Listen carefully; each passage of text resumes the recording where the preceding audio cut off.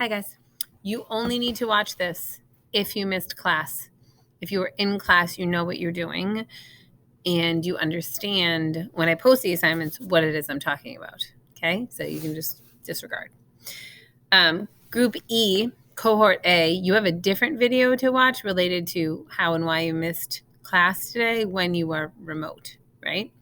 So and then a smattering of others of you either came late, left early, or didn't come at all. Only 4 or 5 of you, which is fantastic. So again, even though you're doing those check-ins with the other teachers starting this past Monday, I'm still holding class the same way I have since December 10th. And I really do appreciate that the attendance, I think, has been better because the other teachers are doing that. So you need to keep up the good work.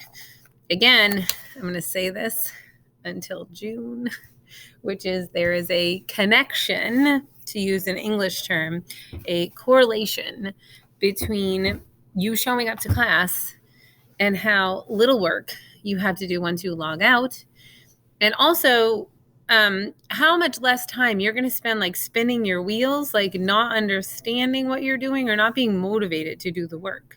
So today we were writing once again. We were in our Reader's Workshop notebooks. So for those of you that missed class, step one is go to the stream and go to this thing at the very top of the feed called the Ladder of Abstraction. If you remember right, hopefully, there's a ladder. And at the bottom of the ladder, there's all this these picky details in the book that you are going to write about. For most of you, that is the lightning thief. So there's like details, quotes, images that you want to focus on. That is at the bottom. Those are the details at the bottom of the ladder of abstraction. In order to eventually elevate your writing to the top of the ladder, where we discuss really higher order thinking things like theme and universal messages, you have to focus on the details first. So the example I gave in class was, I was thinking about, sorry. At this time, any sixth grade students that need to lunch, please report to the cafeteria. That's going to happen 2 more times. Sorry.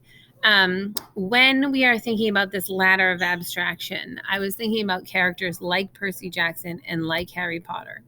If I were going to be at the top of the ladder, making a universal declaration like heroes and protagonists like Harry and Percy, they make this evolution from feeling worthless to worthy. Like that's a really elevated statement to make about a protagonist. And in order to do that, I have to go back down the ladder and think about the details that prove why I think that. And so today I was looking through and I found this quotation where Percy's like, why is he after me? And Grover says, or who's after me? And he said, oh, just the Lord of the Dead and his bloodthirstiest minions. That's on page 46 of the novel. And that is a detail. That's a detail at the bottom of the ladder that's going to help elevate and prove why Percy is someone who's worthy by the end of the novel, instead of feeling like this loser kid that gets kicked out of every single school. Okay, there's an evolution, there's a initiation that happens in his young adult life. Okay, so what you're doing, either in your paper notebook. Now, the other thing that they're really encouraging you to do in your notebook is be as graphic and visual as possible. So what you see, you can see my I was trying to draw a Dementor, and it ended up looking just like a Too Friendly Ghost kind of a thing because he didn't have much of a neck. But I was thinking about how I was thinking about that sense of foreboding in the novel. So that's why I was writing about that. And then I found what you see on my Post-its is quotations from the novel, and the other stuff is what I'm saying about those quotations. And so you can make those text boxes in color if you're doing your notebook digitally, right? There's no reason to not visually make your quotations stand out for yourself, because it really is for you. And for me, when I finally look at the notebook, okay? So so you should have invested 20 minutes of time in class And then the expectation is you have another 20 minutes to do. So if you missed class, you have like 40 minutes of analysis to do. If you were in class, you'd only have 20 minutes to do. So again, there is this connection between coming to class and the less work you have later in the day.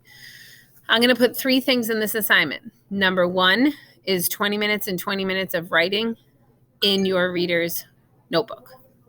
Number 2 is working on the project for another 20 minutes. If you're cohort B and you miss class, your project is due tomorrow. Sorry. If you're cohort A, your project is due the Tuesday after we come back, February 23rd, right? That's number 2. That's so task number 1 is the writer's notebook. Task number 2 is the project, and task number 3 is the vocabulary. Yesterday, I posted 2 vocabulary study guides to help you with the Kahoot on Friday. The only other thing you're going to have to do on Friday afternoon after Kahoot is a Greek mythology open note quiz on the Olympic gods and goddesses. It's fill in the blank. I totally spaced out and forgot to do an exit ticket yesterday. I'm sorry, we had a workshop. If I ask you anything about the movie, that exit ticket is going to be embedded in the Greek mythology quiz. I'm not going to send out a separate exit ticket. Okay, sorry about that. I apologize. I was learning about time management and failed miserably. So anyway, I hope all of this helps. I'm in the extra help meet from 1:45 to 2:15 today. Let me know what you might need. Okay, we're on the home stretch. One more day, one more wake up, and then we're on a break. Okay, thanks, guys. Have a good day.